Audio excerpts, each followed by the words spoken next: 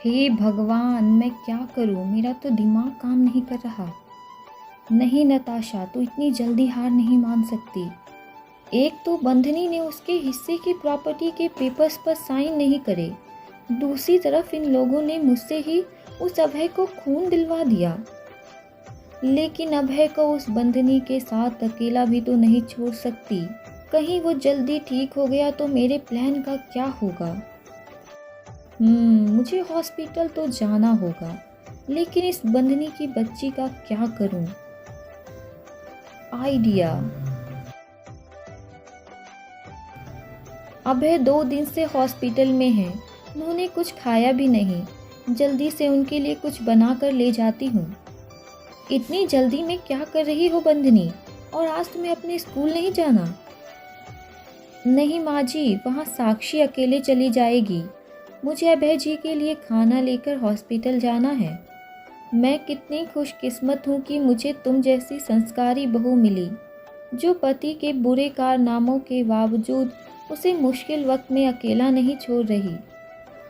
दूसरी तरफ ये नताशा है, जो अभय से प्यार करने का ढोंग कर रही है, और समय आने पर उसका साथ देना तो क्या, उसके आसपास भी नहीं भटक रही। क्या कहा बुढ़िया? उस दिन देखा नहीं, अभय को जरूरत पड़ने पर खून किसने दिया था? वो तुमने नहीं, सागर ने तुमसे दिलवाया था। अभय इतनी अच्छी लड़की को छोड़कर क्यों इस नताशा के चक्कर में पड़ गया, मुझे समझ नहीं आता। अब तो मुझे उसकी माँ होने पर भी शर्म आती है। चिंता मत कीजिए माँ जी, वो सिर्फ रास्ता भटके हैं। मेरा मन कहता है आज नहीं तो कल उन्हें अच्छे और बुरे की समझ आ जाएगी। तुम्हारे मुंह में घी शक्कर बंधनी। हालत थोड़ी सुधरी है, लेकिन समय समय पर ऑक्सीजन देनी पड़ रही है। किस्मत का खेल देखो बंधनी, मैंने तुम्हारे साथ इतना बुरा किया, फिर भी नताशा की जगह आज तुम मेरे लिए आई हो। इतना मत सोचो अभय, इतना नहीं सोचते अभय। मैं अभी भी तुम्हारी पत्नी हूँ और ये मेरा फर्ज है। Thank you Bandhani, thank you. देखो मैं तुम्हारे लिए खाना लाई हूँ। नहीं बंधनी, मुझे कुछ खाने का मन नहीं। मैं कुछ नहीं सुनूंगी, चुपचाप मुंह खोलो।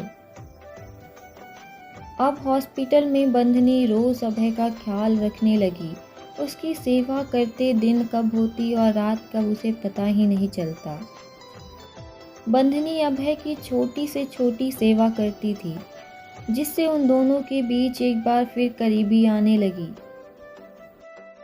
मैं तुम्हें कभी समझ नहीं पाया बंधनी, और देखो आज तुम ही मेरी मदद कर रही हो। ओफो, ये सब छोड़ो भी अभय, ध्यान से धीरे धीरे कदम रखो। उधर नताशा को जैसे ही पता लगा कि अभय की सेहत में सुधार होने लगा है, मौका देखकर हॉस्पिटल में अभय का परिवार नहीं था, नताशा वहां पहुंच गई। मिस्टर अभय की हालत में सुधार है, लेकिन अभी भी वे खतरे से बाहर नहीं हैं, इसलिए उन्हें अभी भी आईसीयू में ही रखा गया है। अच्छा ठीक है, अब होगी अभय की प्रॉपर्टी मेरी, यहाँ बंधनी भी नहीं है। यही समय है अपने प्लान पर काम करने का। अभय के शरीर में ऑक्सीजन के घटने बढ़ने के कारण डॉक्टर्स उसे समय समय पर वेंटिलेटर से ऑक्सीजन देते रहते थे। सो सॉरी अभय, लेकिन मुझे ये करना पड़ेगा। नताशा ऑक्सीजन मशीन से उसका सप्लाई रोक देती है, जिससे अभय को परेशानी होने लगती है। ये मुझे क्या हो रहा है, कोई बचाओ। आगे की कहानी अगले वीडियो में। कहानी पसंद आ रही है तो वीडियो को लाइक और चैनल को सब्सक्राइब करना ना भूलें। मिलते हैं अगले वीडियो में।